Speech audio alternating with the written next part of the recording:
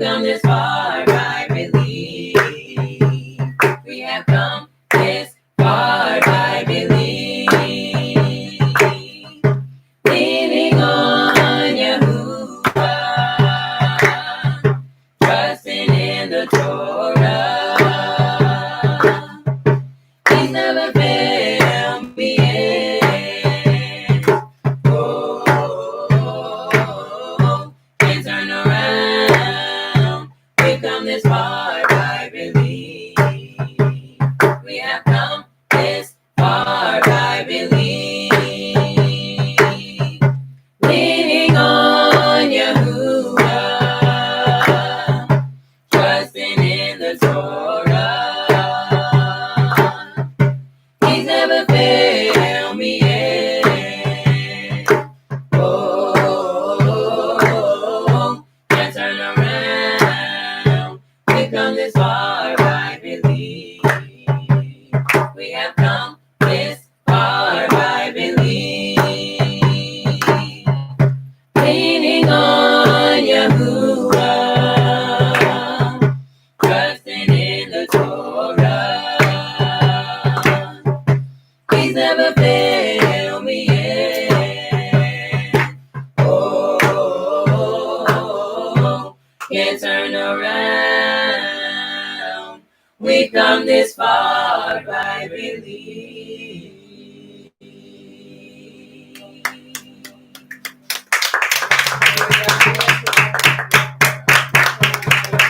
Hello, Yahuwah. We appreciate him for coming this far by belief. And it is going to be our belief in him and his instructions that's going to take us on. We appreciate him once again. At this time, we're going to read our affirmations.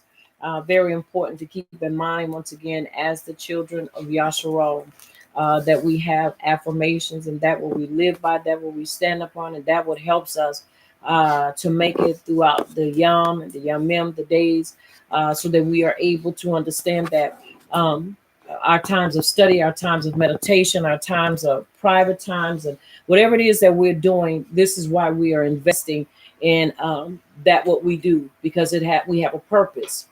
And that purpose is to develop our ruach. So I want you to repeat with me at this time. I purpose to develop my ruach. I purpose to develop my ruach. I purpose to walk in the light of Torah. I purpose to walk in the light of Torah. I am Ibram. I am Ibram. I am born again. I am born again. I am Ibram. I am Ibram. I have the life and nature I have the life and nature of Yahuwah in my ruach. of Yahuwah in my ruach. That life is the Torah That life is the Torah of Yasharal. of Yasharal. I purpose to walk in I purpose to walk in the Torah of life. the Torah of life. Yahuwah's Torah, Yahuwah's Torah, Yahush, Yahush, is in me. is in me. Yahuwah's knowledge Yahuwah's knowledge is in me. is in me. Yahuwah's ahab Yahuwah's ahab is in me. is in me. Yahuwah's power Yahuwah's power is in me. is in me. Yahuwah's wisdom Yahuwah's wisdom is in me. is in me. He is teaching me. He is teaching He is leading me. He is leading me. I am a child of Yahuwah. I am a child of Yahuwah. The Ruach The Ruach HaKodesh HaKodesh of Yahuwah in me of Yahuwah in me is leading me. is leading me. I'll follow her leading. I'll follow her leading. I'll walk in the Torah. I'll walk in the Torah. Yahush, Yahush, our Mashiach. our Mashiach. And it is so. And it is so. Our declaration.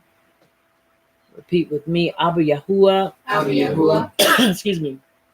In the name of Yahush, in the name of Yahush, our Mashiach, our Mashiach, we subdue ignorance we subdue ignorance with Torah knowledge. with Torah knowledge. And through this knowledge And through this knowledge of Torah truth, of Torah truth, we claim healing, we claim healing, shalom, shalom, deliverance, deliverance, and salvation. and salvation. We decree We decree Torah truth Torah truth in the lives in the lives of your people, of your people, our people, Yasharal. Yasharal. We unite We unite not to fight, not to fight, not to fight, not to fight, not to fight not to fight each other, each other, each other, each other, but the enemy but the enemy of our belief. of our belief. And it is so. And it is so. And it is so. Very important that we remember these are affirmations and this is what we stand for.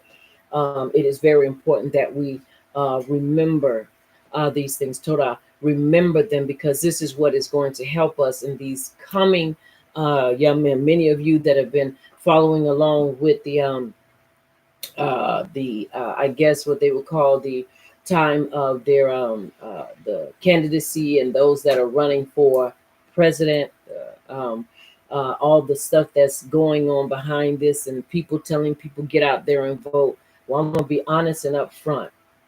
Who are you gonna vote for? uh, no, I would not encourage you to vote. And many people will say, well, you can't tell people that. Yes, I can. Yes, I most definitely can. Because if the Abba is our provider, and if he is our guide, and if he is the one that is going to take care of us, then you better be putting your belief in him. God. Because many people are on social media telling people who just get out there and vote. That's just like if I got 3 plates of mess. If all 3 plates are mess, I still don't have anything to choose from. And just because it's on a plate and set before me doesn't mean I have to choose either one. I have a right to not make a choice, because that's making a choice. And many times we've been made to believe, our ancestors died to vote. That's a lie. Don't believe that lie. Our ancestors died because they wanted equality, and they wanted freedom, and they realized they could not get it through voting. How are you going to vote for the people that had you in that position? That's ridiculous. So I'm going to go to the poll and vote for the same people that will not even talk to me about reparations, which I'm not looking for reparations from them, but just follow what I'm saying as we're making ready for the last song. You mean to tell me that now I have to look to these same people that won't talk to me about putting that shot down, having Black history in the colleges and in the schools? And these are the people you want me to vote for? If they're not thinking and caring about my well-being, or even caring about my quality of life, then how do you think when you go to pull that voters registration or whatever it is they go to do, and you tell me that all the votes that are cast for this person are going to count? It's not going to count. They're reconnecting me. The thing that we must understand as a people, we must understand, when we claim the Abba and accept his truth as being our provider and being our guide, then you must understand that's who you put your trust in. God. There is nobody that has spoken up about us as a people, and not trying to put us in with everybody else, trying to include us in with every other nation, because they're already taken care of. It is us as a people that have been mistreated, and we understand why we've been mistreated. So we're not looking for people in that respect to give us anything, because we know that is the Abba that is going to pay us. Why? Because when we get in line, it is his desire, and it is what he's going to do when we get in line, and that is to give us back all that we lost and all that we were stripped of because of our disobedience. But what I am saying to you is that if you are not of this world, then don't respond and act like you're of this world. Yes, I know to many people, this is something that our people have been taught to do, and people have told us to do. Well, get out there and vote, because your vote makes a difference. Really? No, it does not, because it is the electoral college that chooses who they want to put into office. That's right. It is just you and those that have gone to vote. It is just they want to know who you want to have in office. But we never, as a people, ever have chosen the president. So I'm here to tell you and to encourage you. If you're going to vote for somebody, you better vote for Yahush.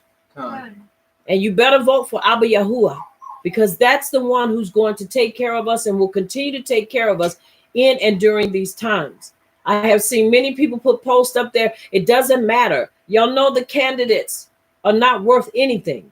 So why waste your time and even get out there? Y'all, if they're not worth voting for, then save your energy and your time.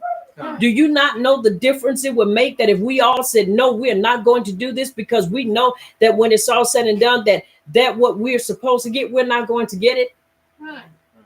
The quality of life, because you got to understand, our quality of life does not come from man. It comes from the Abba. That's right.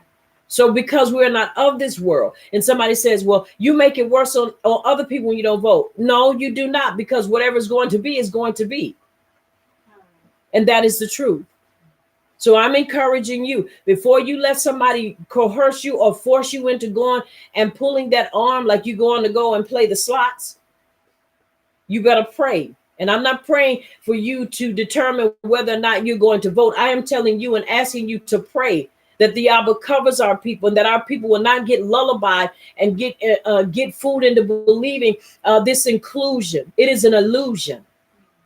It is an illusion to believe that after all these years, that now, even before the president's candidacy, that now people are going to take interest. The only reason why interest in us as a people now is because they want your vote. And the moment you vote for them, everything they promise you, you are not going to get it. You're not going to get it. Why? Because they understand that they can do our people at times like a yo-yo. Throw you out, then reel you back in. Right. Throw you out and then reel you back in.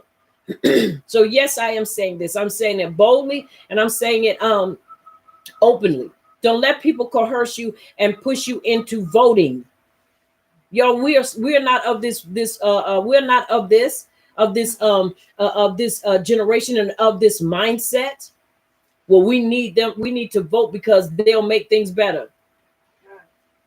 I told someone a while back, voting has never done anything for us as a people. And you got to understand, if someone tells you, yes, it has, because I was able to get this. Okay, let's talk about us as a people on a larger scale. Not because you have voted and you got something out of it. No, that's not about it. It's about us as a people getting something out of it. As a nation, one or two people, that's not enough. It is about the nation getting this. And the only way we're going to get that is that we must repent and turn back to the Abba.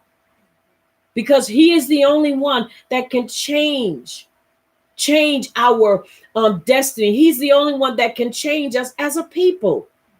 He's the only one. So I am telling you, it is really time, if you've not done it, to pray and set our hearts towards the Abba.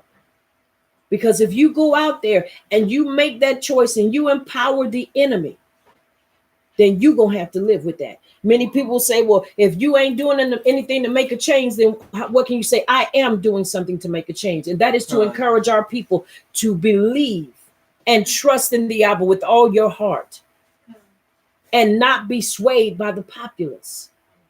Because in the end, we have to live with our choices. And I don't know about you, but I am content with my choice to believe in the Abba, regardless of what and how the outcome comes, because I know he will never leave us, neither will he forsake us.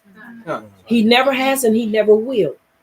So I am telling you and encouraging you, keep your head up and remain committed to his instructions for your life. And don't expect other nations to do what you're doing. Because you got to remember, the instructions were given unto us as a people, not to another nation. And if we don't follow that, we're going to find ourselves being just as Yaakov said in the English, James, being double-minded. And a double-minded man is unstable in all his or her ways. It is so important that we remember the Abba gave us a code of conduct. And that code of conduct is to stand, and having done all to stand therefore with our loins girded about with his truth. That is what we stand for. And if you're going to die for something, die for truth. Right. But he would prefer that we live, because by living, we can continue to show the nations that we are his people. And that we will not digress and we will not stop doing what we are called and chosen to do. And that is to serve him, and that is to live according to his instructions for our lives. That's to encourage you. Don't let these people out here bully you into believing that if you don't, you do your people a disservice. If you do, that's the biggest disservice you can do to our people, is go and vote when you know there is no candidate to vote for. So I encourage you, and it is so. And it is so. We're going to have our final song at this time, and it is so.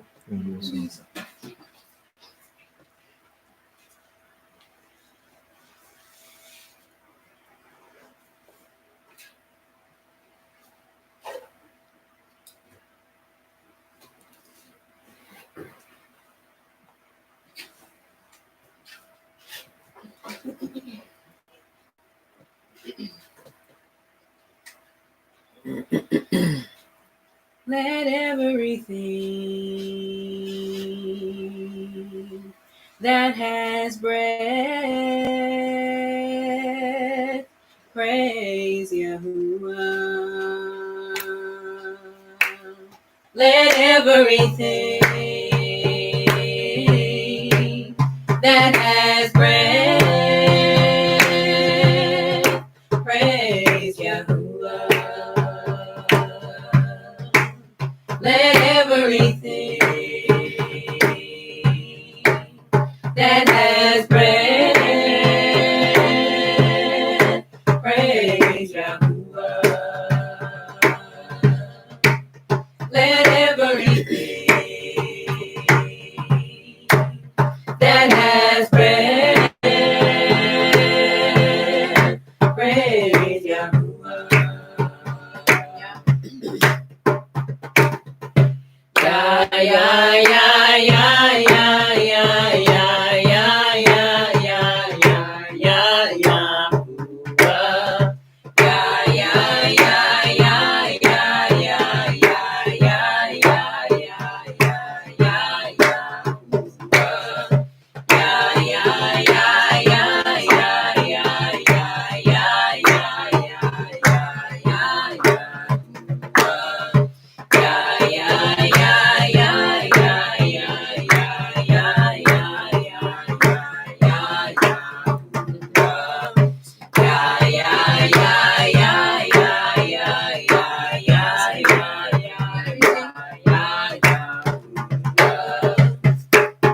Let everything that has breath, praise Yahuwah. Let everything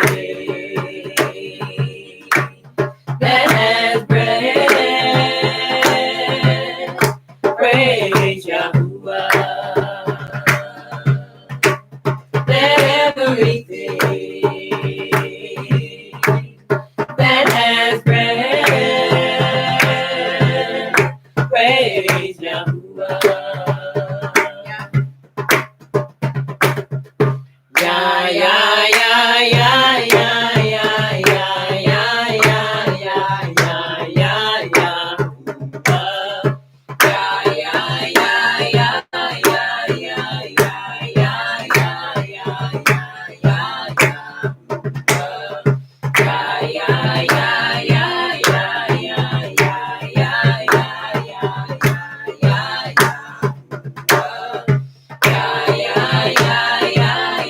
ya ya ya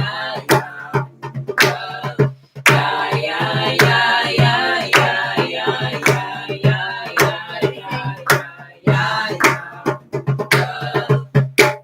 Let everything that has breath,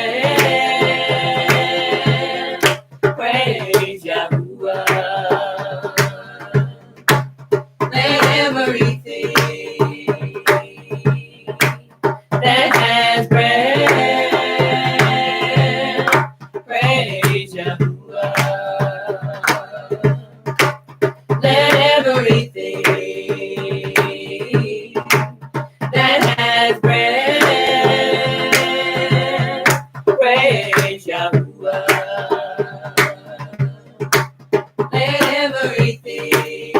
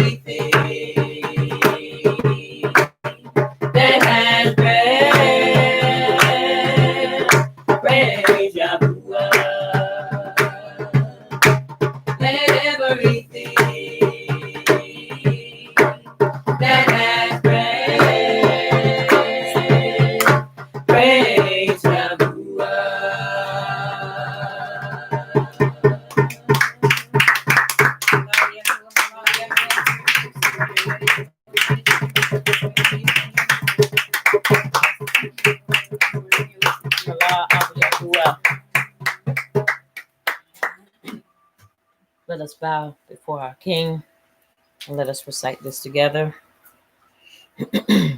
May the utterance of my mouth and the deliberation of my heart be desirable before you, O Yahuwah, my rock and my redeemer.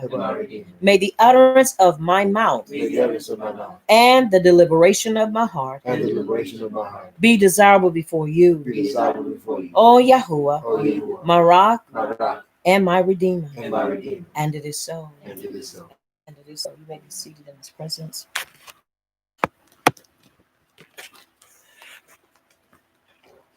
Once again, we appreciate the Abba for all that he's doing, all that he's done, and all that he's yet going to do.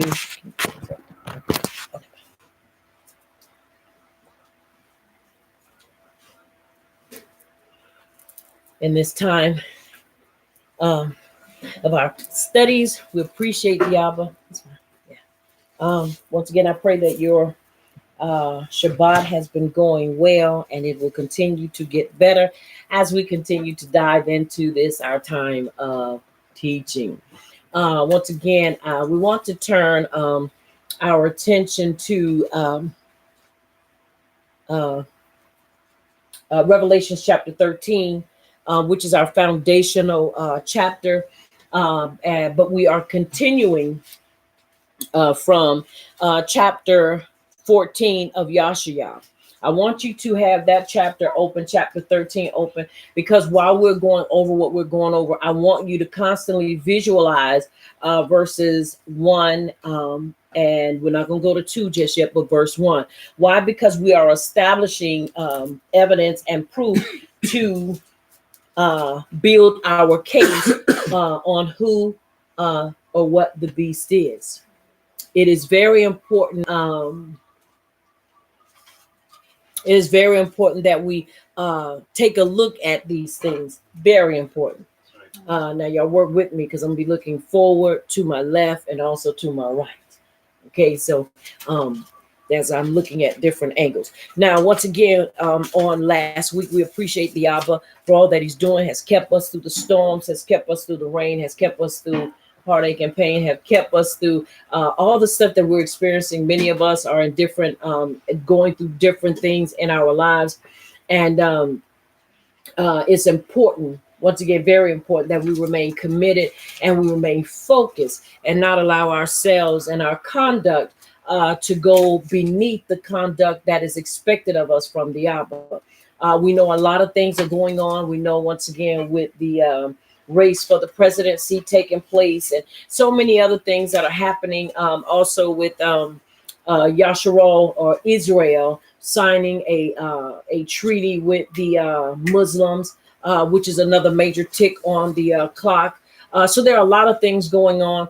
And then with the cases of the COVID virus escalating, and there's so many things that are taking place, and that if we're not grounded, we will find ourselves being pulled in many, many directions. And so it is important that the first thing we do is ground ourselves in our relationship with the Abba through his son, Yahush, our Mashiach.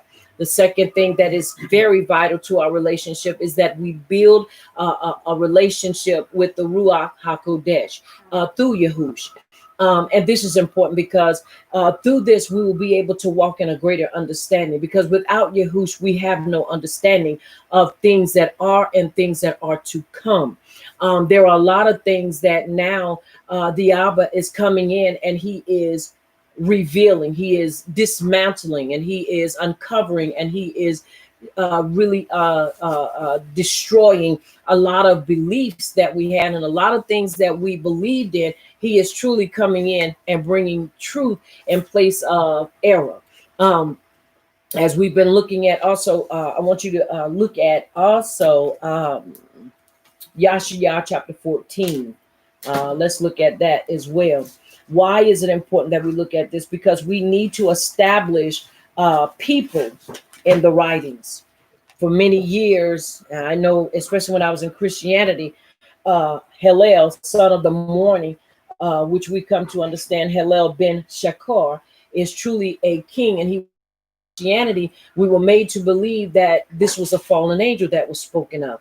And if you were with us on last week, you see that we came through some things and we uncovered some things that this is not so. So we're going to pick up from there and want to show you in the writings and just show you some of the things that Roman Catholicism and those that got their hands on the writings went in, manipulated, and translated the real or the original writings in Latin.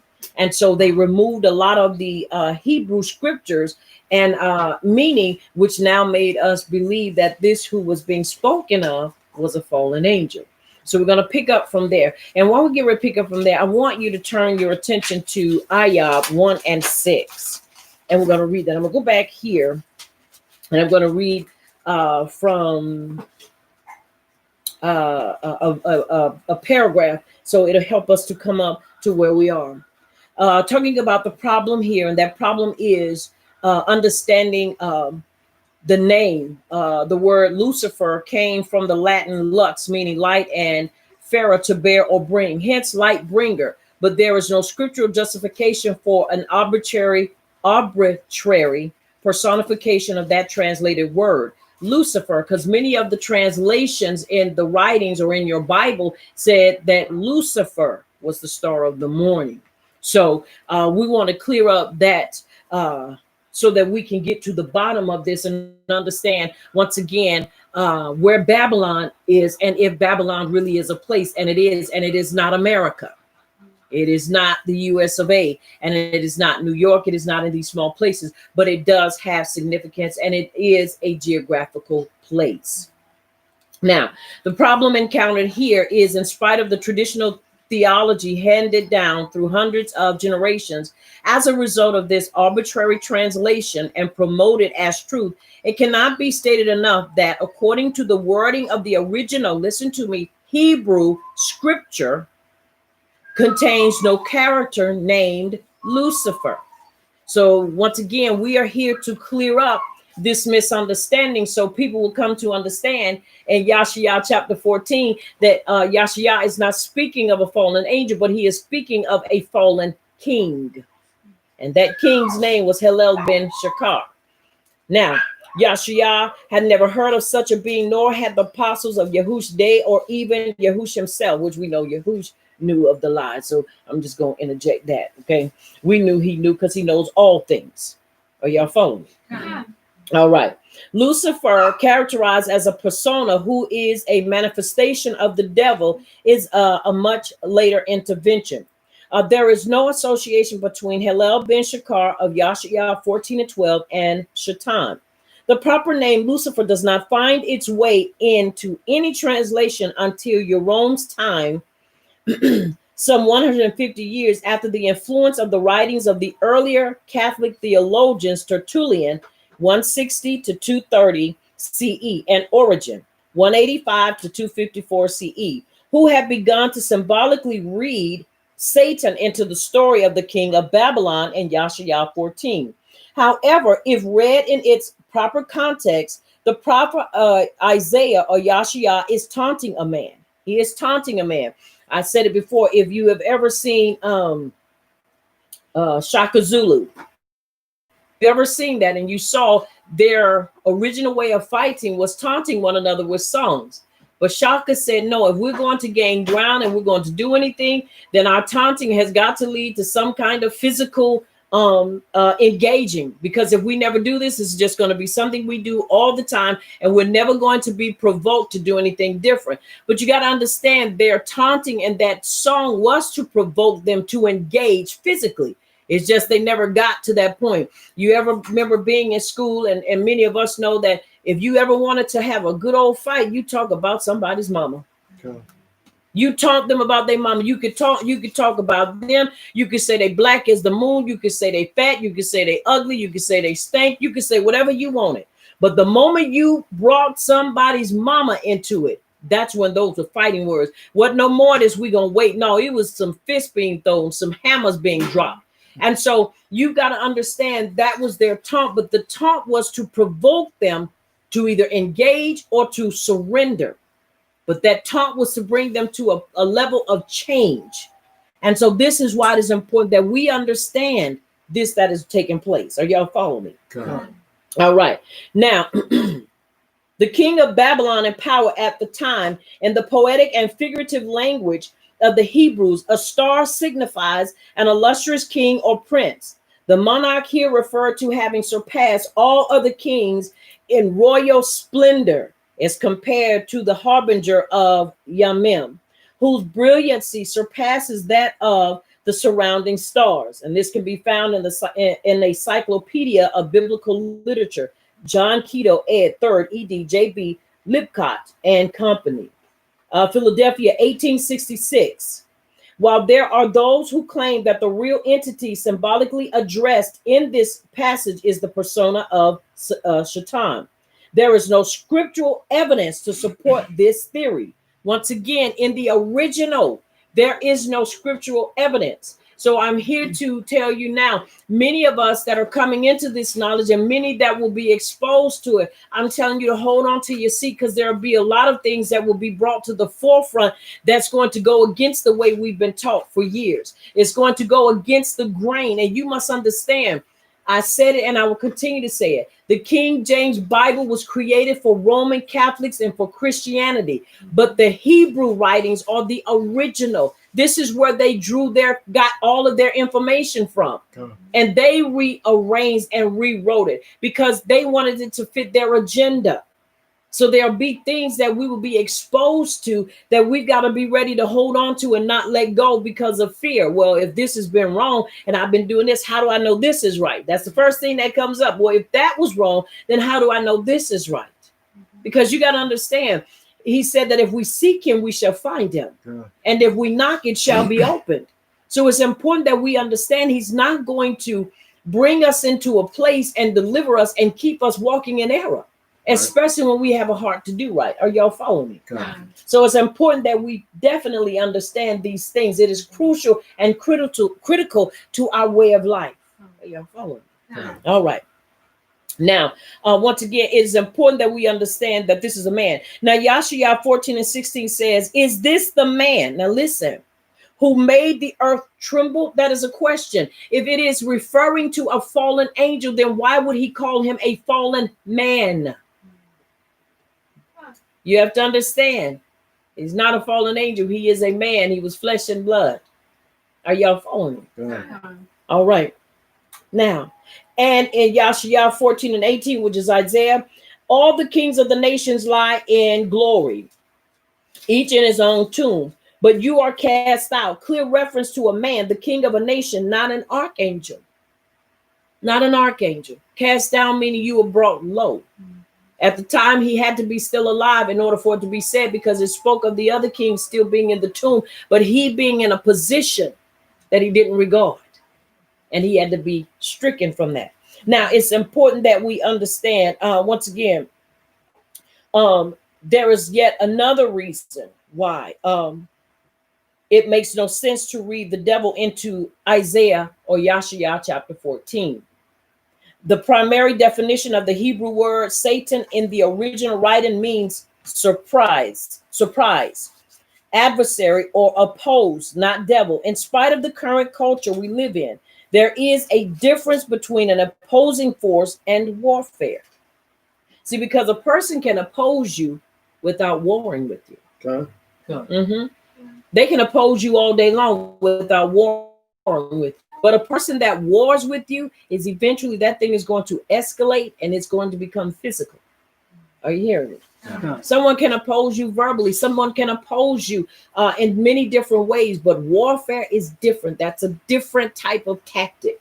Are y'all following me? So it's important that we understand that. Now, an adversarial force can simply be illustrated in the inability to bring two ends of a magnet together.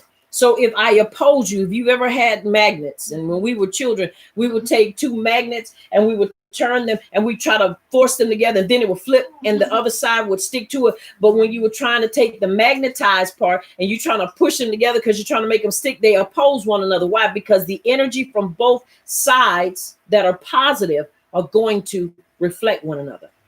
They're going to constantly fight one another. but then it'll flip and it'll get the back part and it'll stick. So you got to understand that's opposing. That's opposing. So it's important to us to understand the difference. Very important for us to understand the difference between those. So when the angel of Yahuwah is sent as an adversary, and here correctly translated from the Hebrew Shaitan, to oppose the prophet Balaam in Numbers 22 and 22, does that mean Yahuwah took on the persona of an evil?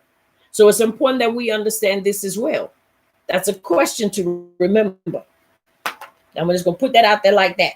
Okay? All right. Now,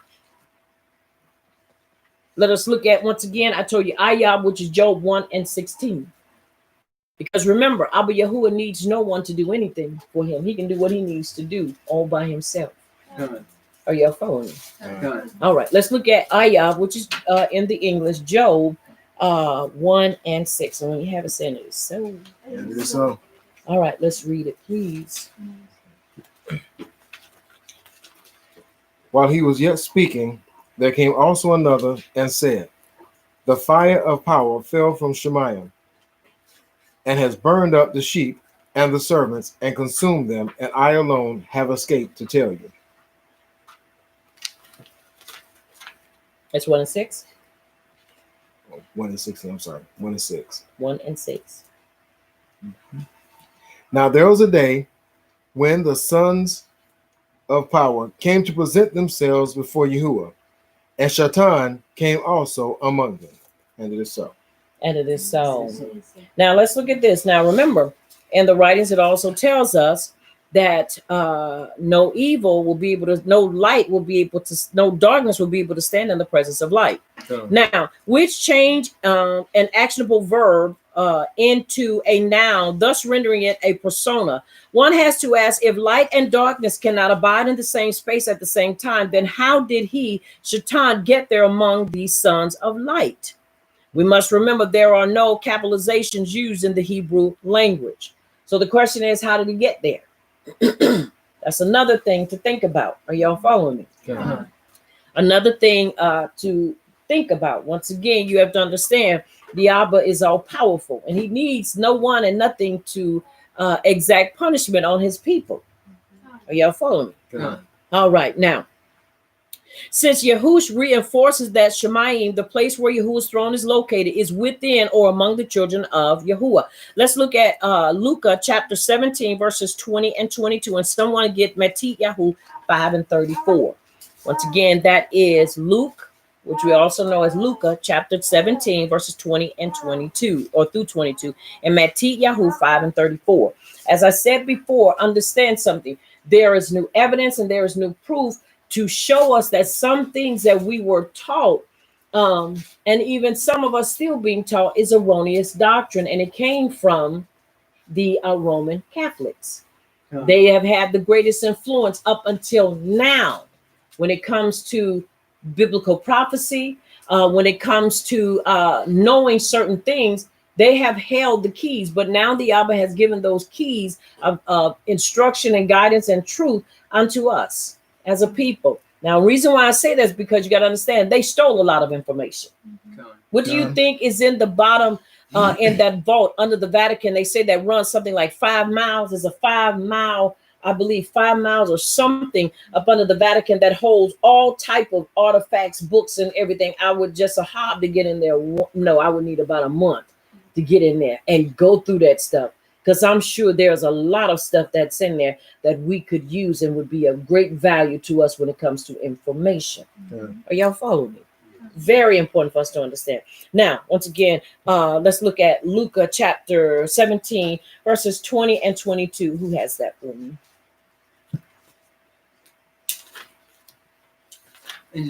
All right, read that for me.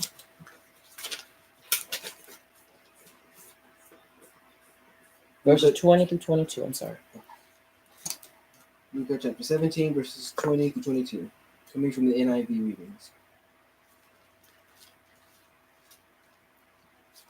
Once having been asked by the Pharisees when the kingdom of power would come, Yahush replied, "The kingdom of power does not come with careful observation, nor will people say, 'Here it is,' or 'There it is.'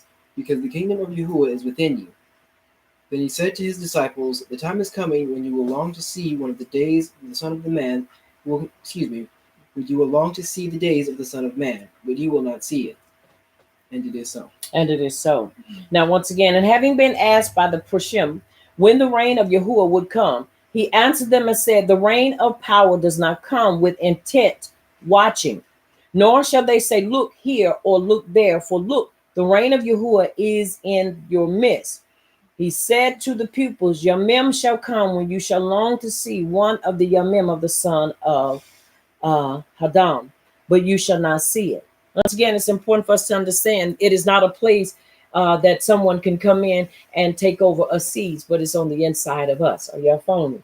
It's important that we understand many people that disregard the renewed covenant are without all of the information and without the proof and the evidence that the Mashiach is very important, and the renewed covenant and the history and all of the writings that follow with it are important for us to have. But without them, where is your roadmap?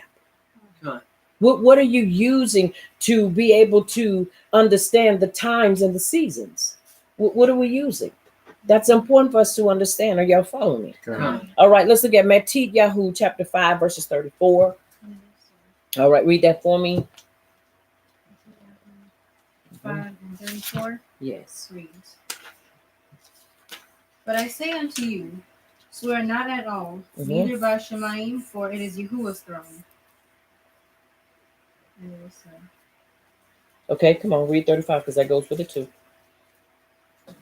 Nor by the Eretz, for it is his footstool, neither by Jerusalem, for it is the city of the great king. Mm-hmm. And it is so. Keep reading till you get your period. Neither shalt thou swear by thy head, because thou cannot make one hair white or black. It's a period. It's a period after black. Yes. Okay, that's where we stop. Yes. Whenever you see colons, semicolons, commas, that means that it continues on. They broke it up into being two verses when it is actually one thought. And that's important that we read all of it. That way you can get the gist of what's being stated at that time. So it reads once again in 5 and 34. It says, but I say to you, do not swear at all, neither by Shemaim, because it is power's throne, nor by the Eretz, for it is his footstool, nor by Jerusalem, for it is the city of the great sovereign, nor swear by your head, because you are not able to make one hair white or black. Now he says that. Now listen what he does say. Let's go to Debirim chapter 6. Let me show you something.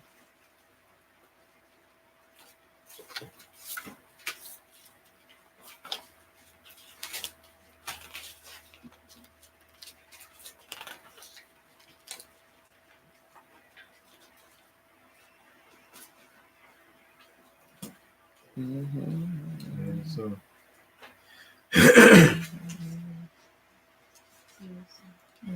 And it is so. Verse 13.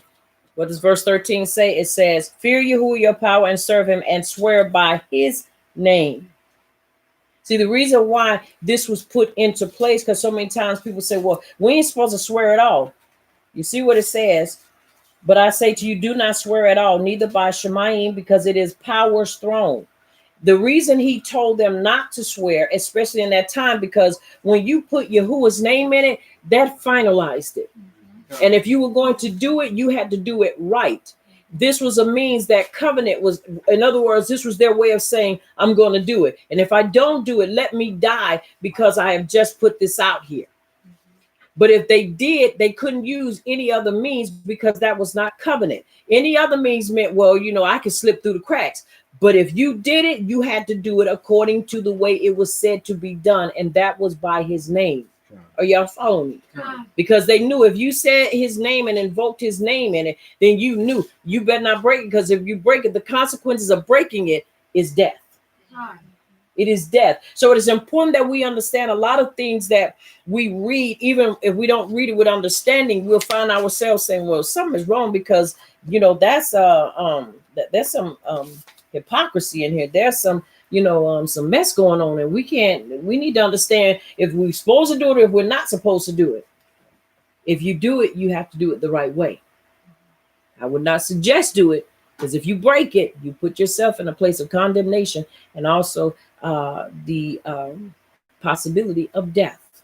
Are y'all following me? Come. All right. Now we must conclude that when the scripture says he came among the sons of Yahuwah, if the force or opposition is against the words of Yahuwah, then he must have arrived as a force within the assembly that accuses the brethren. Now, once again, even then, we only find the word or the Hebrew word shaitan in the first two of Yob's or Ayob's 42 chapters. It is important when reading these passages to keep in mind the text of the original writings did not teach or did not reach their final version until after the Babylonian exile.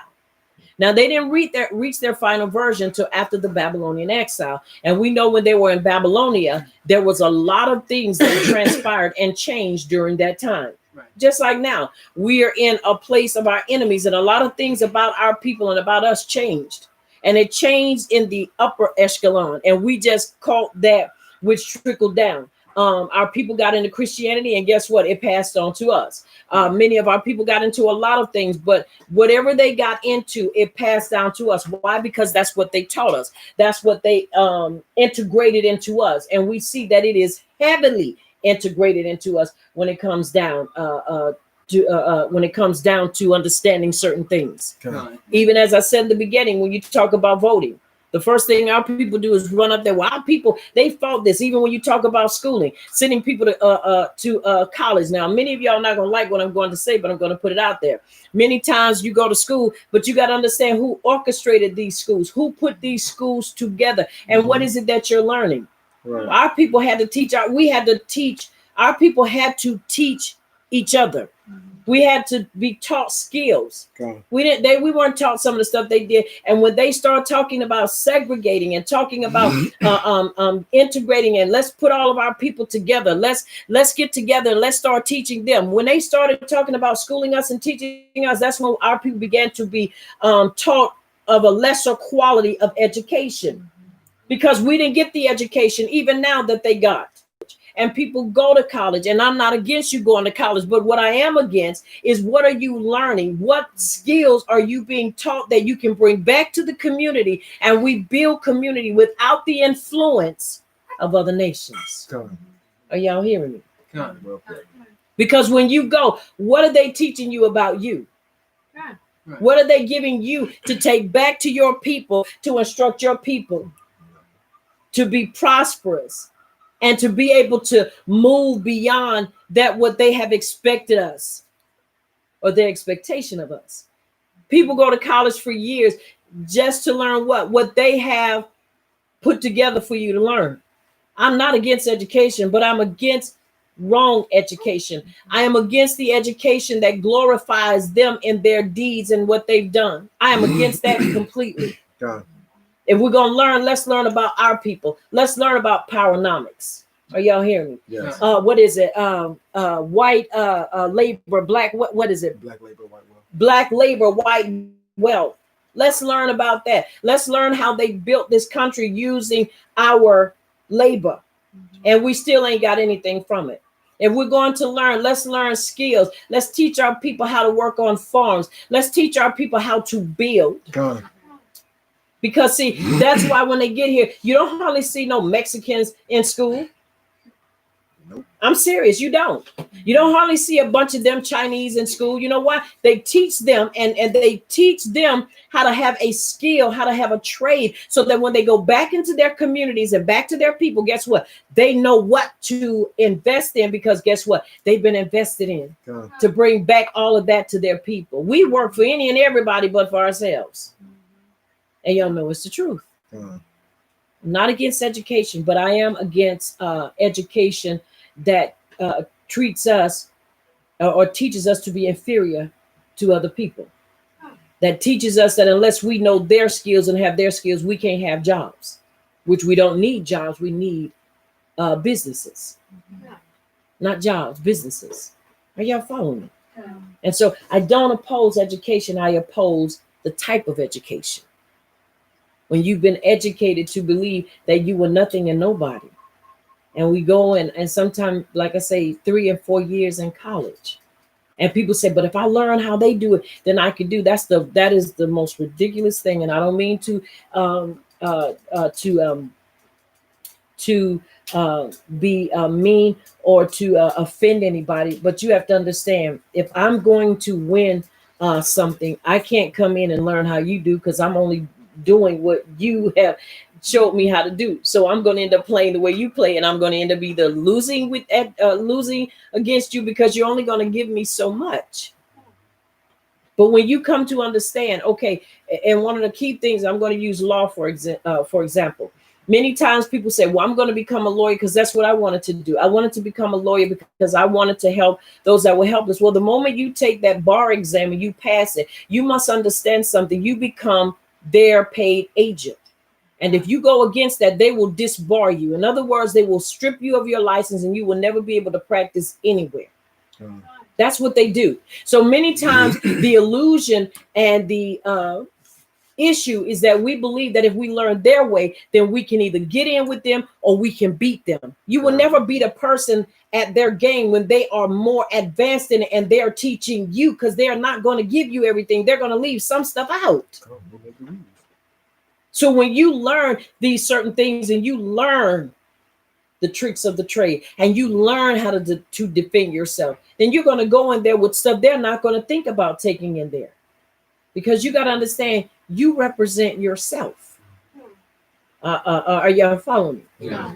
You know why they assigned lawyers? Lawyers were for Black people, not white people, because they felt like we were incompetent and we could not speak up for ourselves. That's why lawyers were created Black folk, because they felt like we couldn't represent ourselves. So they had to put somebody in place to speak for us. Because remember, we were ignorant. We were stupid. That's what they said we were, but we are nowhere near stupid and ignorant. We are a very wise people when we walk in truth. Now, I will say this: if you're not walking in truth, then you are ignorant. You're ignorant of the fact that you are losing out on one of the greatest things that anybody can ever experience, and that is a healthy relationship with Yahweh through his son, Yahushua HaMashiach. And that is important right there. Very important. All right. Now, as we read, even then, we only find the Hebrew word Shaitan in the first two of Ayah's 42 chapters. It is important when reading these passages to keep in mind that the text of the original writings did not reach their final version until after the Babylonian exile. Before this exile, there was no evidence in Hebrew scripture of Shaitan as an entity, only a force that opposes Yahuwah. And even after the exile, Shaitan portrayed as an entity is still doubtful. Though the story of Ayab is very old, it is in its final version is dated after the exile, after the Hebrews came into contact with the dualistic Zoroastrian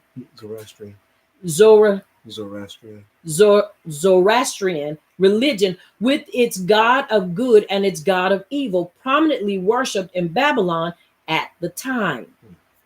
So once again, you got to remember, many things our people picked up and just began to run with it and say, hey, it sounds great, let's just toss it on in there.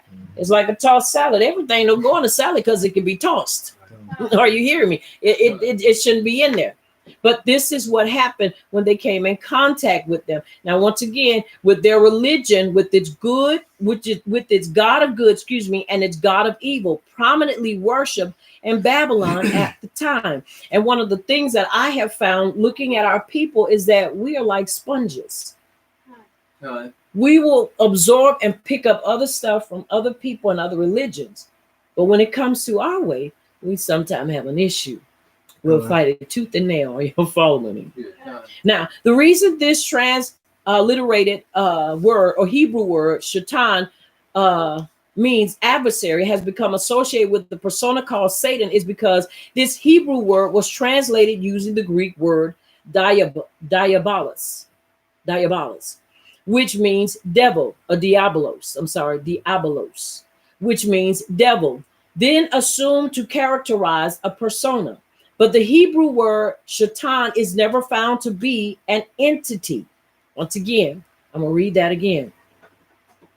The reason this transliterated Hebrew word shaitan, that means adversary, became associated with the persona called shaitan is because this Hebrew word was translated using the Greek word diabolos, which means devil, then assumed to characterize a persona. But the Hebrew word shaitan or Satan is never found to be an entity. Here again, we find the theological influence of the translators overriding the original word or the original Hebrew perspective to support a replacement theology. A replacement theology. So this was a word to replace. You replace words, you replace certain things. Guess what happens? You change the course. You change the meaning. And for years, we have been made to believe that this is a fallen angel. And it is not. It is a man. Clearly. Are y'all following me? In Hebrew, however, the word shaitan is projected as an opposing force with all of the following meanings: divide, set at odds with, accuse, slander, reject, deceive, oppose, be adversarial. But not once is it distinguished as a persona.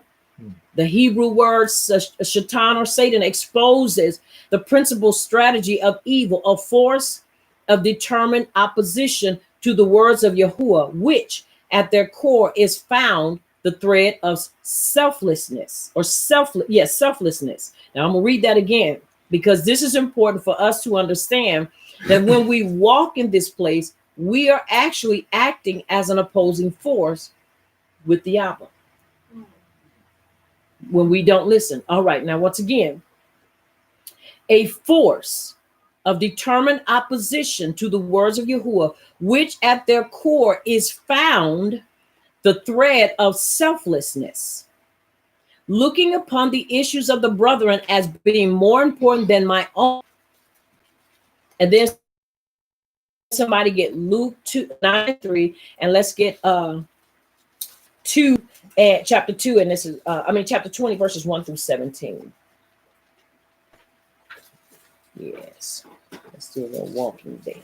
All right, let's look at Philippians 2-4. All right, let's read that, please. Philippians 2:4. Mm-hmm. Look not every man on his own things, but every man also on the things of others. And it is so. And All right, so, read that again for me. Philippians 2:4. Philippians 2:4. Mm-hmm. Look not every man on his own things, but every man also on the things of others. All right. It also reads, each one should look out not only for his own interest, but also for the interest of others. That means we are to not be selfish. We shouldn't wait for somebody to come up and say, you know what, I'm kind of struggling right now. I could use some help. Can somebody help me? We ought to have an open, in the Ibram community policy, that we have a vacuum. In other words, a revolving door where we're constantly checking in on one another. Hey, is everybody 3D? You know, people don't like to ask for stuff because I sure don't. Now, I'm just being real. I like to have my stuff. I like to have my eggs in place, you know, my ducats in order, because you don't want to have to. But it should never be to the point that we don't want to because we don't want somebody to tell us no. Are you hearing me? Right. But we should have it to where we're always checking in on one another, knowing what's going on with one another, so that if something comes up, we're in a position to help. Even if it doesn't come from us, we're in a position to direct somebody to get help. Okay. That's what we are supposed to be able to do. But most of the time, we can't do that. Are y'all following me? Yeah. All right, let's look at Luke 9:23. All right. Let's read that. And he said to them all, if anyone wants to come with me, he must deny himself, Mm-hmm. take up his Stake. stake daily, and follow me. And it is so. All right. And he said to them all, if anyone wishes to come after me, let him deny himself and take up his stake daily and follow me. This is when you come to a place and you move forward. And it's not about you, but it's about your Ak and your Cody. Now just think if we all did that. If I'm running behind this Cody to make sure she's okay, and she running behind somebody, and somebody's running behind me, and somebody there would be no needs because we're all running to help one another. Y'all follow me? We all helping one another, so there would be no need for many of us, having to sometime go and say, I need some help, and if I just need to get some help, and I need somebody right now to help me, or what we'll do on less good. Now, don't get me wrong, I don't have nothing against the GoFundMe, because if I can help, I'll help. But with us as a community, we shouldn't have to do that. We ought to be able to have something where we don't have to go through the government or go through these entities or agents that take money out, and then you end up getting just a little bit because they get the percentage. If I just need a little bit, then I wouldn't have asked for help through this. Right. Most of the time you need all the money, and they come in and take out, I don't care if it's 2 cents, that 2 cents is needed. So when we have to go through these extremes, we end up losing because we got to pay somebody to help us get help, which when we should have something in place as a people. Hey, y'all, this is what we got. I don't care if you do have to order. Somebody say, I ain't got no food. Well, I tell you what, we got some dry goods. We can ship it to you. Just be ready to receive it. Right. Well, hey, we got this. I don't have no, I need to wash some clothes. Don't worry about it. We got it. We can ship it to you. We should have something to where we can help people, so we don't have to, be worried about going through this and then ready to fight folk because they didn't took some of your money. You be like, now I'm still back where I started because I don't have enough. Are y'all following? Mm-hmm. All right, let's look at Shemot chapter 20, and let's look at verses 1 through 17. Let everybody read 2 verses and read it loud for me, please. All right, starting at verse 1.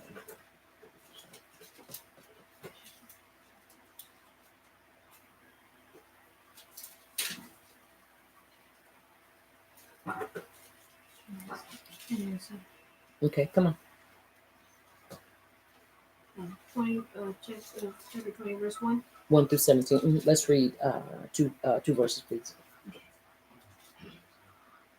Yahuwah spoke all these words, saying, I am the master, your Yahuwah, who brought you out of the land of Mithraim, the house of bondage. Okay. You shall have no other mighty ones before me. Mm-hmm. All right. And it is so. All right. I need someone to read 4 and 5.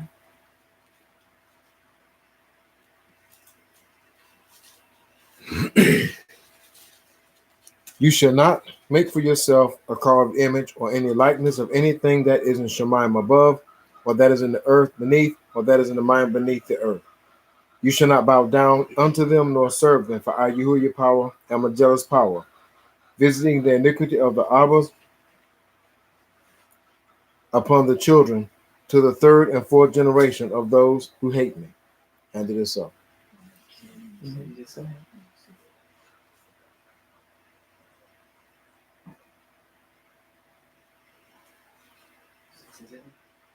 Mm-hmm.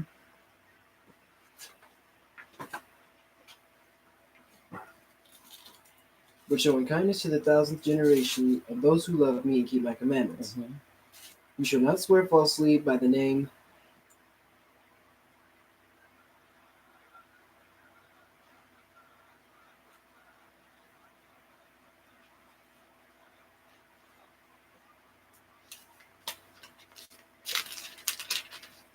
Yes, yeah.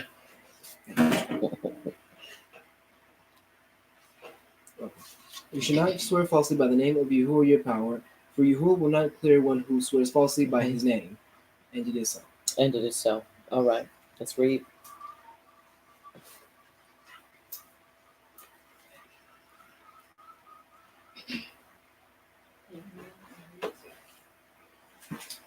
Remember the Shabbat day to keep it set apart. 6 days you shall labor and do all thy work. Mm-hmm. The 7th day is the Shabbat of Yahuwah.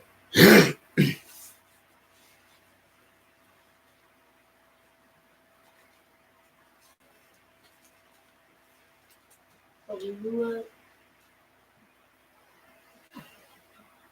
Yahuwah your power in it, thou shalt Yahuwah your power in it. Thou shalt not do any work. You, nor your son, nor your daughter, nor your manservant, nor your maidservant, nor your ox, nor your cattle, nor any stranger that is within your gates. For in 6 days Yahuwah made Shemayim and earth and the Mayim, and all in them and all that in them is rested the seventh day. Wherefore Yahuwah Baruch the Shabbat day and set apart. And it was so. All right, come on.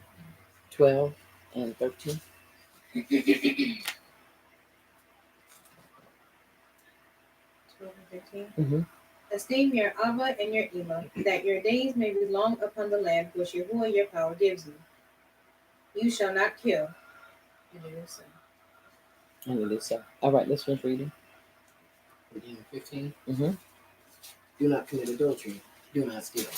And it is so. And it is so. Mm-hmm. Thou shalt not bear false witness against thy neighbor. Thou shalt not covet thy neighbor's bed. Thou shalt not covet thy neighbor's Isha, nor his manservant, nor his maidservant, nor his ox, nor his ass, nor anything that is your neighbor's. And it is so. And it is so. Clearly showing us what we are not to do. All right, now. And Yahush exposed that evil proceeds out of the heart of men, not some mystical, ethereal person. I think this ethereal persona that we can blame for all of our missteps. Now, in other words, it is important. If anybody knew, probably Flip Wilson was when I was a little girl. And so I know some of us don't know anything about Flip Wilson, but he had a gimmick or a show that he would do. The devil made me do it. And every time it was this little church lady or whatever, we run around talking about the devil made me do it. Many times we have taken on that and we have said, well, the devil made me do this. I was tempted. Well, the writings tell us we are enticed and tempted by our own what? Lust. You know what lust is? Lust is a strong, abnormal desire for something. God. And it comes from where? Out of your heart. God. That comes from out of your heart. Nobody can make you want something that's not there. That's right. Nobody can make me, take something or eat something or drink something that I don't want. That's out of my heart. If I take it and I drink it, it's because I want it. If I eat it, it's because I want it. If I say it, it's because I want to say it. If I refrain, it's because I want to refrain. Are y'all following? Yeah. This is why it's important for us to understand certain things, because we go around believing something made me do it. That something is you. All right. Nobody else. That something is you. That something is me. That is why when we come into truth, we must maintain the Torah and we must maintain that consistency. Remember when it tells us, and Yahush the son of Nun, verse 8, don't let the Torah, don't let it out of your mouth, and also meditate upon it. Why? Because these are the things that condition the heart to be ready to react and respond to the things of the Abba. The Torah is powerful, and we've got to allow it to do what the Abba gave for it to do, and that's instruct us, guide us, make us.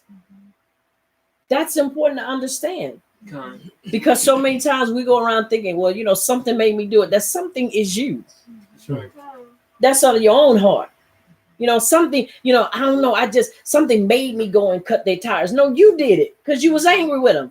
Something made me go off on them. You went off on them because you were angry with them. That something is your heart. Are y'all following me? It's important that we understand that. Yahush's life is a testimony of the triumph of Yahush's power through submission. The power of weakness made manifest through the choices involved is not seeking an individual's will, as we read in Philippians chapter 2, verse 4. Now, it's important for us to understand the force of evil is found in the self-determination of men, which is in opposition to selflessness.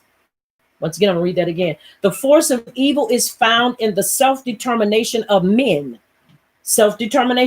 which is in opposition to selflessness.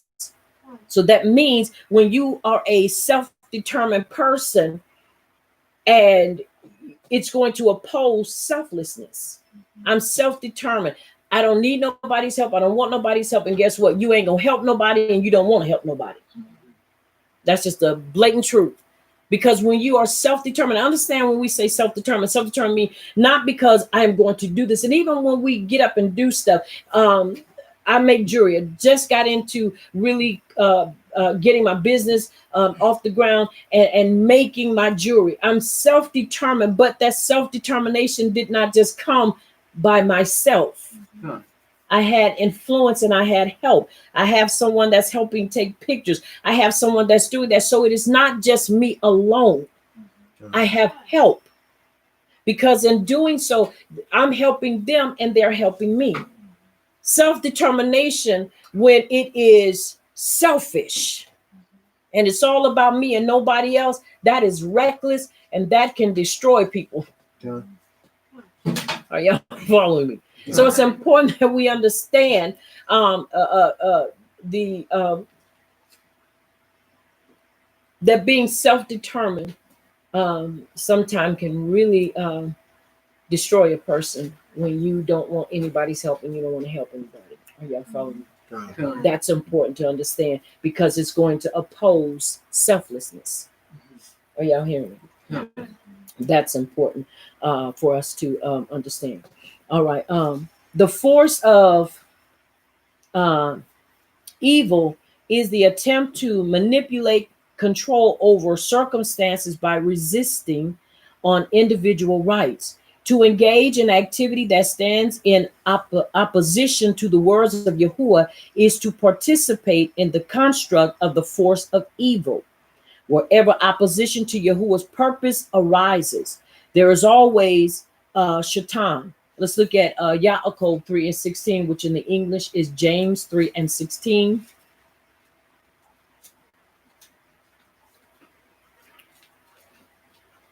If Yahuwah is the great found in Shemot chapter 20, then whatever force opposes that greatness is considered evil. So if we are told to keep the Sabbath and someone says don't keep it, if we're told to esteem our parents and someone tells us not to, they're opposing what? The instructions of the Abba. And that is considered what? Evil. Are y'all hearing me? We got to understand the definition and know and put the right visuals and also the right definition to the word evil. You know, because people say, oh, they were evil because they did this to that person. They were evil because they did this and did that to that person. Are y'all following me? All right. Let's look at once again. I tell you, I look at. I'm sorry. Yeah, I'll go 316. 3:16. Yes, that's right. I'm sorry, I missed my place. All right, which is James 3:16. When you have a saying, it's so. It is so. All right, read that for me. For where envying and strife is, there is confusion and every evil work. And it is so. And so read that again. For where envying and strife is, there is confusion and every evil work. And it is so. And it is so. Now look at this. I'm gonna start at verse 13. Who is wise and understanding among you? That's a question. Let him show by his great behavior his works in meekness of wisdom. But if you have bitter jealousy and self-seeking in your hearts, do not boast against and lie against the truth. Now you see how that works hand in hand? Self-seeking and Bitter jealousy is one thing to be jealous, but to be bitter, have bitterness with your jealousy. Oh my goodness. Do not boast against and lie against the truth. Do not boast against it and do not lie against the truth. Now listen what he says. This is not the wisdom coming down from above, but it is earthly, sensual, demonic.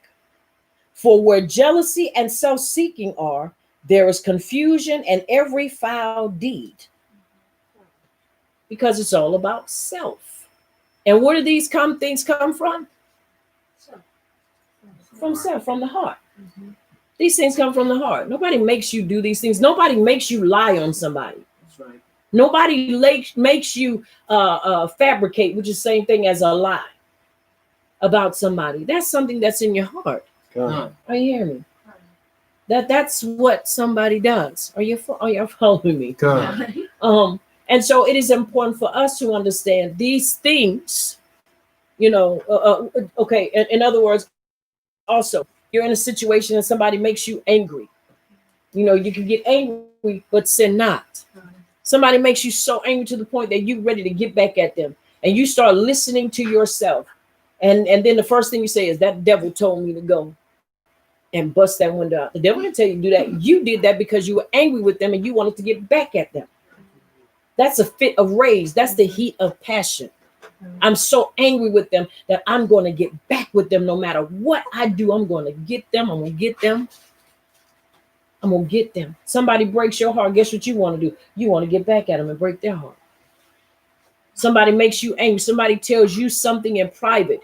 And because they divulge something you told them, you're so angry with them that you want to do the same thing. Tit for tat. And I'm going to do it. So that devil, something told me. No, you told you to do it. God. Because you were angry. Are you following me? It's important that we understand these things. Once again, if you were ever in Christianity for any amount of time, you know what I'm saying to you is not a lie. Even if you were on the outside of Christianity, you've heard some of these things. Yeah. It's the devil. Don't let the devil in your brain. No.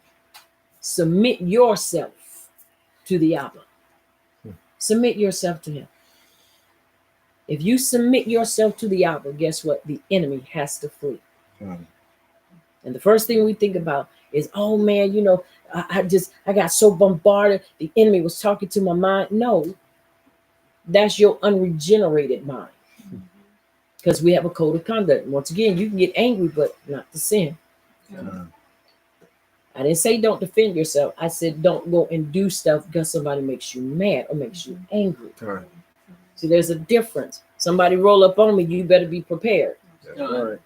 Because you roll up on me, I promise you're going to be rolling away. That's taking care of yourself. But somebody makes me angry. Now I go and I'm ready to roll up on them and do them harm just because they make me angry. No, that's wrong. Because you let your heart deceive you into believing that now I can go and exact punishment on them because they said to me, I don't care, you can come whatever you want to. Just don't roll up on me. Because if you come and trying to do bodily harm, I have every right to defend myself. All that name calling, all the rest of that, that's fine. But the first thing we do is we start getting messed with up here, because the first thing we start doing is rationalizing, well, if I beat the brakes off of them because they call me a nigga, then I'll be justified. No.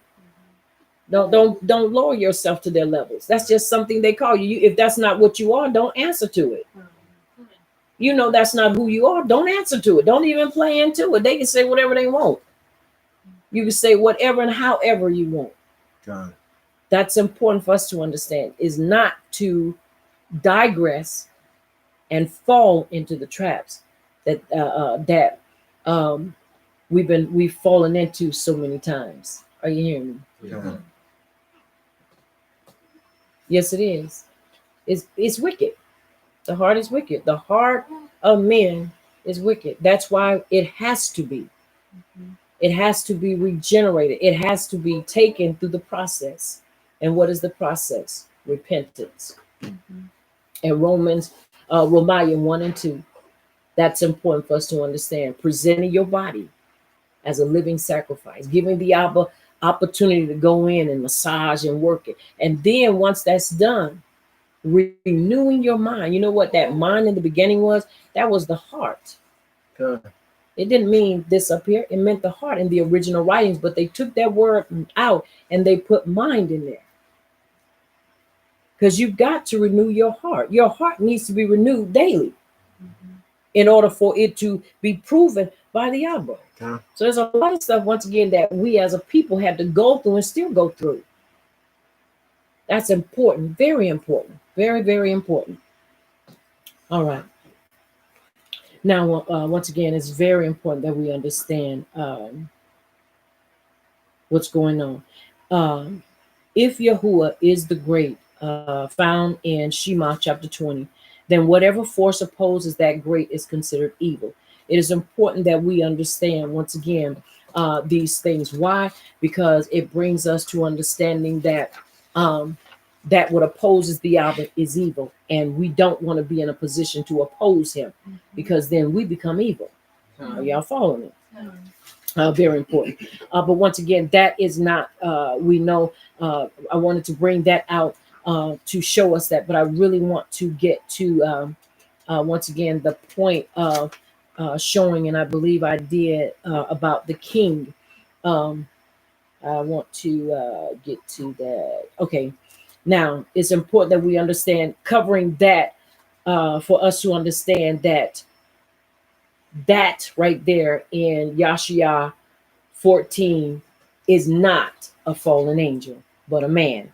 We have clearly come to understand why that was put in place when it comes to understanding that. Now, I want to read this. The irony of believing that Lucifer refers to Shaitan is that the same title, Morning Star, is used to refer to Yahush and Kepha Bet 1 and 19, where the text has actually the same Greek term, Hosphorus. This is also the term used by Yahush to describe himself in Revelations 22 and 16, when a similar thought expressed by Yahush in Luke 10 and 18 seemed to unfold or uphold, the traditional viewpoint of Shaitan.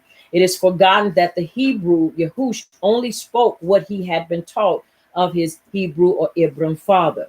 No, now, so equipped with the understanding that Yahush had no familiarity with a persona called Shaitan, and seeing evil as a force of opposition to Yahuwah's word, when the entire passage of Luke 10 is compared alongside the primary Hebrew perspective given in the entire passage of Yashia 14. There are striking similarities when Yashia 14 and 1 through 4 says that when Yasharal is restored, they will take up this taunt against the king of Babylon. Then verse 12 can be seen as a part of this taunt song, referring to the fall of authoritative forces opposing Yahuwah through his family in the earthly realm. Right. So it's important that we understand this is what was taking place. Then in verse 12, it can be seen as part of this taunt song, referring to the fall of authoritative forces, once again opposing Yahuwah through his family, earthly family realm. When compared alongside these verses, Luke chapter 10, verses 1 through 5 shows the exercise of the restored kingdom's authority over those forces opposing Yahuwah, and reinforcing the power of that authority to the family of Yahuwah. That's important to understand. Once again, what is taking place now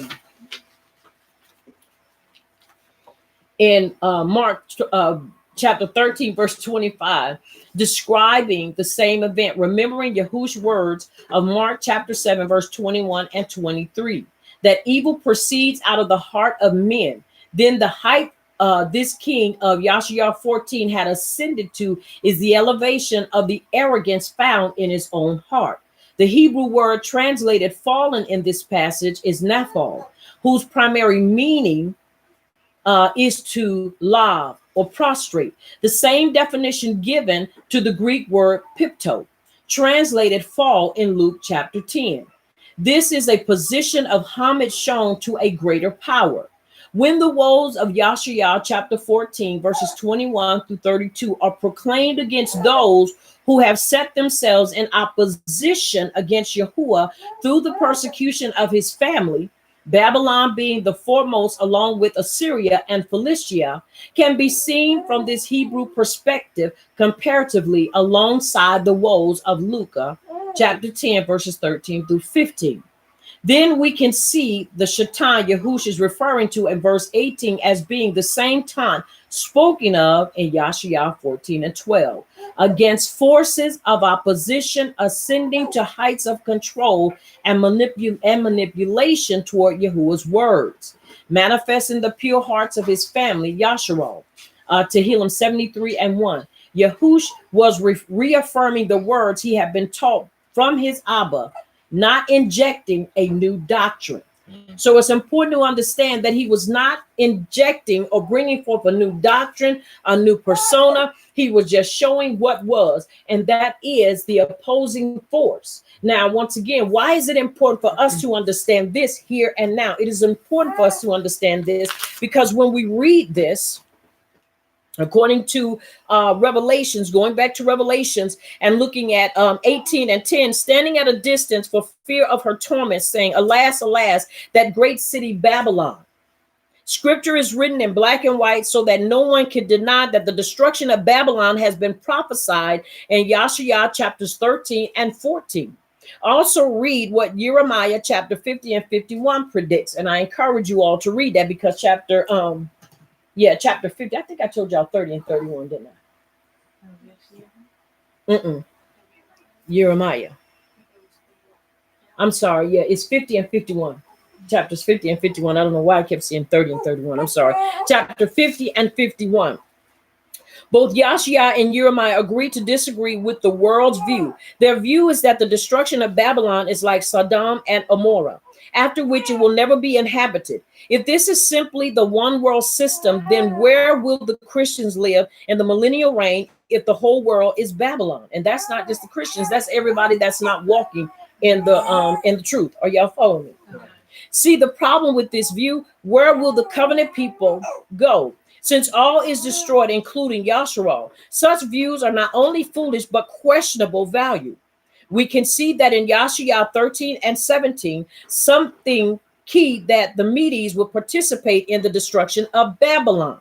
This is the key to unlock some of this prophecy. Once again, I took us through this so that we could understand that when we put certain variables in place, it makes the picture more vivid. It allows us to see what we hadn't seen before. But if there are missing pieces and there are missing views, then we can't see the real picture. And so that's why I pulled those out so that we could see. All right, now, once again, 13 and 17, behold, I will stir up the Medes against them who will not regard silver, and as for gold, they will not delight in it. These will be a people that will not be able to be bought. That is important for us to understand. Today, the Kurds happen to be the descendants of the Medes, and it will be very difficult to see the Kurds coming up to destroy the USA or Europe. That is completely out of focus and simply living in fantasy land. Scholars seeing this destruction simply assume that this took place in 539 BC. But the problem remains that the destruction is permanent, and we do not see that this has ever happened in history yet. Destruction is permanent. It is not destroyed yet, not permanently. So the climax remains to be fulfilled in the very near future.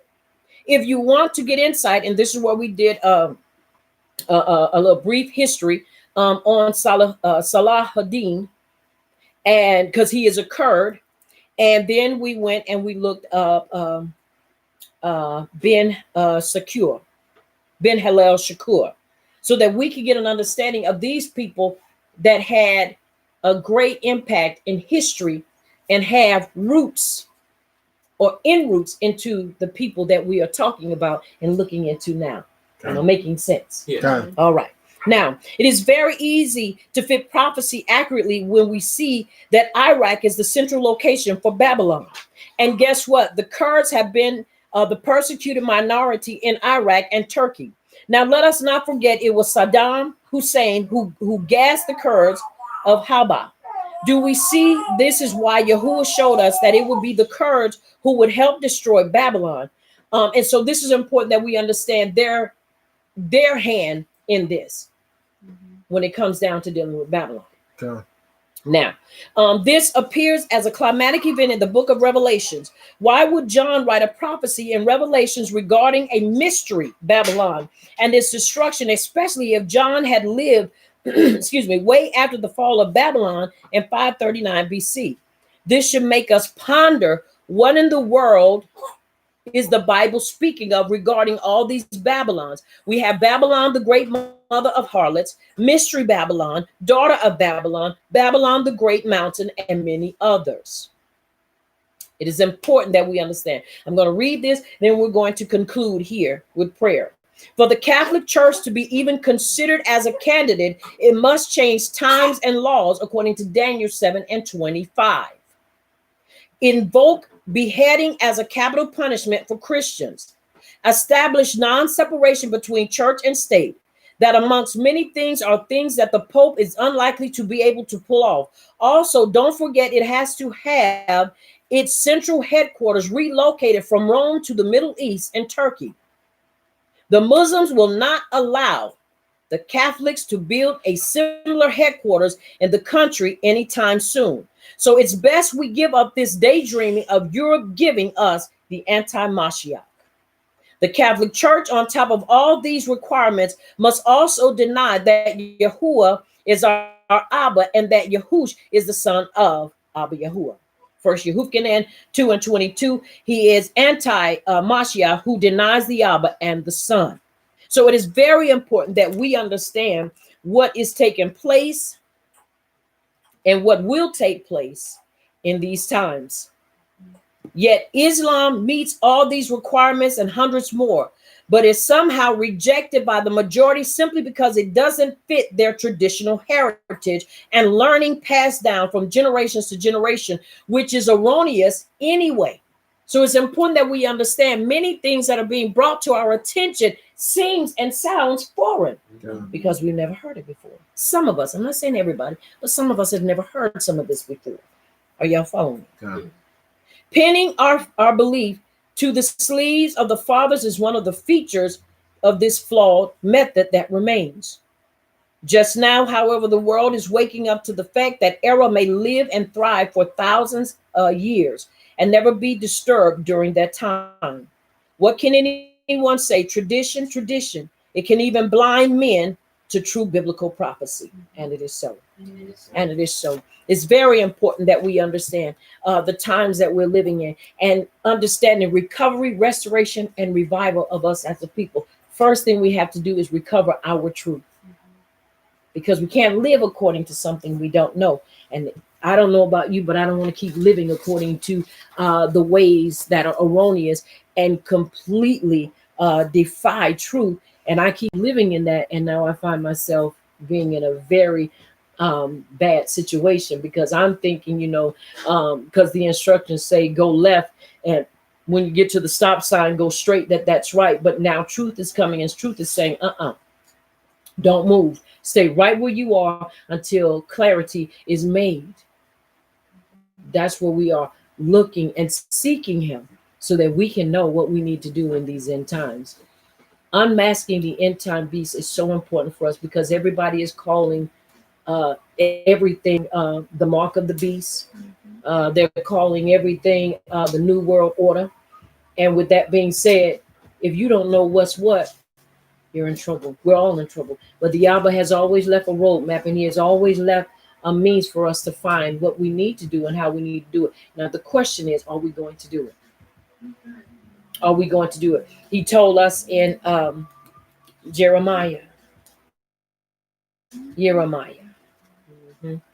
6:16. Thus said Yahuwah, stand and find rest for your souls. But they said, we do not walk in it. I refuse to be one that tells him I won't walk in the truth when he reveals it. No matter how it may make me feel uncomfortable, because it's new to me. I'm not going to refute him, and I'm not going to refuse him. How about you? I pray that this lesson has helped you, and that the Abba will continue to lead and guide you and continue to fortify you and keep you in this hour and in this season, because we need to be kept by him. We need him more than we have ever needed him in our lives. And that is the truth. I pray once again that your Sabbath rest will continue to be phenomenal, and that the Abba will continue to give you his rest in this hour and in this season. And it is so. And it is so. And it is so.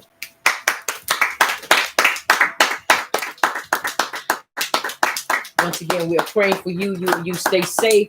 And remember, the push is on. Work smarter, not harder. I am Aliyah Yasharal, and I am the Mora of Messengers of Yahuwah's Kingdom Bread Believe Congregation located in South Carolina. I want you to remember, here at Messengers of Yahuwah's Kingdom Bread Believe Congregation, this is the place where the Torah does the body excellent. Until next time, may Abba Yahuwah Baruch and keep you in his shalom until we meet again.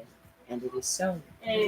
Also, I want you to remember that you've been touched by Champion TV, a place where the champions reside. And it is so. And it is so.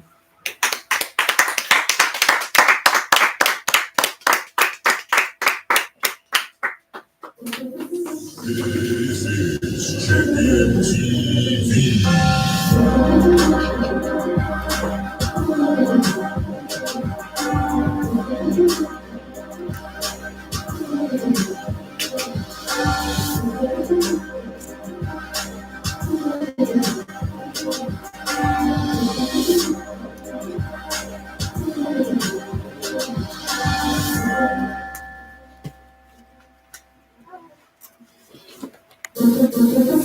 This is Champion TV.